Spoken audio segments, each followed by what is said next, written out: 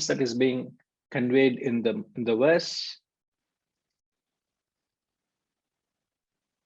Kabira teri jhopadi galkathiyan ke paas. Your hut is next to a butcher's bay. As we know, Kabir ji was criticized as he was from a weaver of a lower caste who lived next to a butcher's shop. They criticized for his not being religiously conscious of the external dirt or impurities or imperfections. He was criticized for living in an unholy place.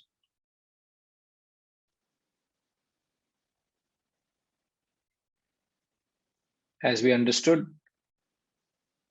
spirituality is not about external exhibition of your cleanliness. It's an internal state of cleansing your impurities. So the Kabirji's accent was on an internal state, not an external exhibition, which is what the Shastras are constantly emphasizing on. You know, we look at a lotus flower, which is a symbol of detachment. In fact, we see many goddesses are also seated on a lotus flower, isn't it? A lotus flower would bloom in a murky water, in a pond. It's not in the flowing waters, and wherever the water is stagnant, it becomes murky. But still, the lotus flower, which blooms, it is full of its beauty. It is so symbolizing, it's so detached from where it is. So Kabirji was like a lotus flower, spiritually blooming from within, disregarding the external imperfections. So perhaps there's a message there for all of us. We all should not be concerned about the good, bad, and the ugly that's happening around us. So many things happen around us. Why are you giving so much attention to all that's happening, the good, bad, and ugly that's happening around us? The world will take care of itself. Remember this. The world will take care of itself. That's not your job to go about reforming the world. If we all focus our attention on ourselves, on trying to rise as high as we can, you will shine as a beacon of light for others to follow. In that way, you will impact the society, not directly meddling with the matters, not directly trying to influence the change. Wherever you can, you may want to perhaps, but ultimately it has to come from within. That's one point. Now, the second point, the Doha talks about the second half of the verse, Jo karenge so bharenge, tu kyu bhayo udas. The law of cause and effect. Everything that you do has a cause and effect. And sometimes it's instantaneous. You just have to see it. You know, other day, me and Vijaya were at a store, at a supermarket. Just went to pick up some things, and we were at the billing counter. Innocuous experience, but you can learn a lesson from that. And there was a lady who came with 3 packets of some chapati, ready-made chapati. And the lady behind her, she said, I am also looking for that. And there was a conversation between the 2 ladies. They don't know each other. Said, actually, I've been running. I went into 3 supermarkets, and this last one I only found 3. Actually, I want more. because we are actually traveling tomorrow and we want for the travel, I want a little more. And there was this conversation. And me and Vijay who were there, we heard their conversation. And Vijay offered them help. What you're looking for, we know a lady, a family actually prepares this at home. I don't know whether it may serve your immediate requirement, but since you are interested in it, please contact this person. We have used their services before, known to us. It might of any help to you. You may place an order and get it. Oh, is it so sweet? Where is it? And strangers, and we are exchanging numbers, giving the numbers of that unknown person who could be of help to them. And these two people took the numbers and things. If you're also interested, I'll get the number to you. If you want theplas, the theplas, they prepare very good theplas. So you want theplas, I'll get the number to be shared to you all also. And this happened in the market, supermarket. And I came out, and Vijay got a little delayed. So I came out, and the security guard, he came up to my vehicle and he struck a conversation. He says, "Saab, can you go a little behind because it'll block and things like that." Okay, sir. And then he got into a conversation. And then somehow he said, "I am from Assam, and what is that famous tiger reserve there in Assam or Hariji?" It's the Rhino Reserve at Kaziranga. Kaziranga. It is somewhere in the northeast, the Kaziranga. And somehow we got into a conversation of Kaziranga. Another person or two-wheeler who is overhearing our conversation, stranger who is overhearing a conversation, he says, "Sir, do you want any help to go to Kaziranga? I can arrange everything for you. I've stayed there for a couple of years and I've been there. I will give you the best deal possible, and I don't do any business, but I just want to help you." I almost said, "Sir, thank you very much. It's just that this man from there," and there was some discussion about a trip we were taking, and there was some conversation with this security guard whom I don't know. A third person comes and says, "I want to offer help to you if you're going to Kaziranga." Look at this. 2 minutes ago, we just shared something which could be of help to another person. Another person comes knocking at your door and say, "I want to help you." The instant karma. You may say, "Sir, it's all coincidence. You are just philosophizing." Okay, if you don't understand what instant karma is, go into the kitchen and touch that hot pan or the hot cooker on the stove. Then you know what instant karma is. Instant karma will function. Your finger will not burn after 6 months. It will burn immediately. It will burn. That is called instant karma. Jo karenge, so bharenge. Now, when you understand of this, how profound this law which governs our life, what you should, and you will recall if you've heard me in the past, what you would develop when you hear this law of karma. What do you develop? I just want to guess how much you remember what I've said before. What do you develop when you hear about the law of karma?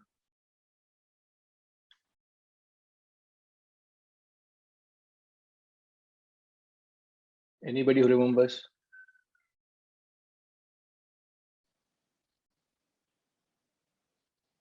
Nobody remembers, huh?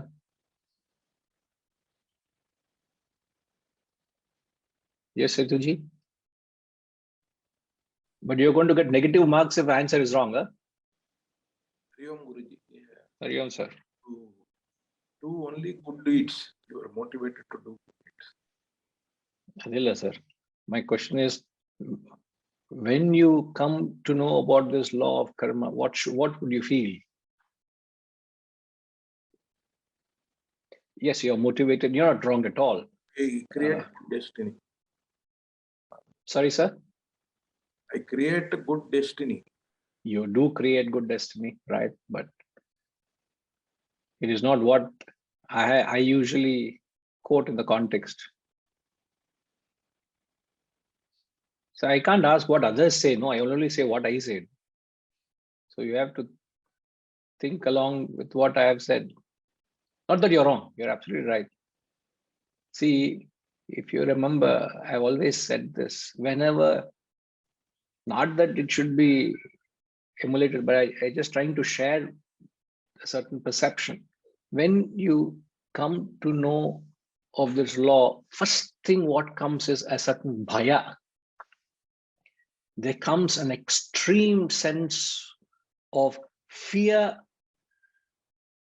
that everything I'm doing actually incurs an effect, and you become extremely conscious of what you're doing. Oh my God. Is it a person who is conscious of his health? Like yesterday, we had a guest at the house and we offered them ras malai because somebody had lovingly sent, with so much of love and affection, they sent ras malai to us. What do? We shared the love of ras malai to others. So when we offered ras malai, what was the reaction? Oh, very, very nice. It looks very fluffy and round and very, very enticing. But you know, my blood pressure is very high. My blood sugar also is very high. I can't eat it. Are you not conscious of the consequences of your action? If I eat, it's going to impact my blood sugar. It's already very high. I can't dare get into it. The bhaya irkiliya, is there a fear of my actions and consequences because you see it? But am I conscious of my every thought I entertain, every action I perform, every deed I perpetrate? Am I conscious of it? And to extend the thought, whenever you see a person in extreme situation, you know, you find in countries like India, where there's so much of poverty, you find people are, you know, in extreme, in dire situations. They're without their limbs, they are begging for alms. When you look at them with a little dispassion, the thought that comes to my mind is, what have they done to deserve that? I am not saying you deserve it. No. I'm only thinking, what has that person done to deserve that kind of an experience? Because the law is impartial. The law just dishes out what you sow, so you reap. Now, the question you got to ask, am I sowing seeds of selfish, egoistic actions, or am I sowing the seed of pure, unselfish and sacrificial actions? Am I all the time centered around myself, or am I centering others' interest before myself? Every act is going to incur a consequence, you like it or not. That is what Kabir ji is saying, jo karenge so bharenge. Tu kyun bhayo udas? Why are you worried about it? Let them carry on what they want to do. They are cynical, they are negative in their mindset, they are practicing spirituality externally. They will only pay the price of their hollow spirituality. They will not evolve spiritually. So very, very profound. As I said, it creates an extreme level of awareness of your own actions. And in the context, Ridigaru, where are you? This is where I had said, remember, you had raised a concern. You're not punished for your actions. You're punished by your own actions. Got the message. Got the message, sir? Got the, No. yeah. When you say you are punished for your actions, what's the implication? That there is another force that seems to dish out something to what I have done. Yeah. But when we say I'm punished by my own actions, means Our own actions. My own actions in the future becomes is something like a visible invisible, Guruji. Like correct. Our own actions are visible. It's going to consciously, if you reflect it, it is going to be visible to us that it's going to have an impact in the future.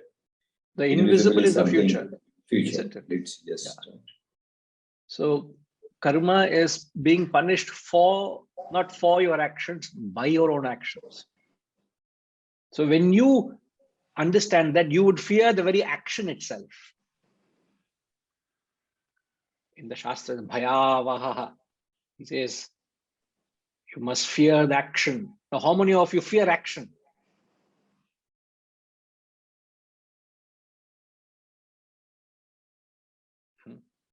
How many of you fear the action? The very same action can liberate you, the very same action can punish you. Isn't it, sir? Yes, Yes, fear. like a simplest way that when you want to overtake the vehicle, the fear comes in the mind. I mean, doing a right action. Sorry, sir, When can you come again? When you overtake the vehicle for a moment, when you are Overtake a going that vehicle, particular right. way. Right. So the fear comes into the mind. I mean, taking a right action or Right step on. hold on and allow the vehicle to pass through or something. No, it's every walk of the way, every step, every moment, we got to be conscious of our actions. Because there is no action which is free from selfishness, except a man who is performing 100% selfless actions.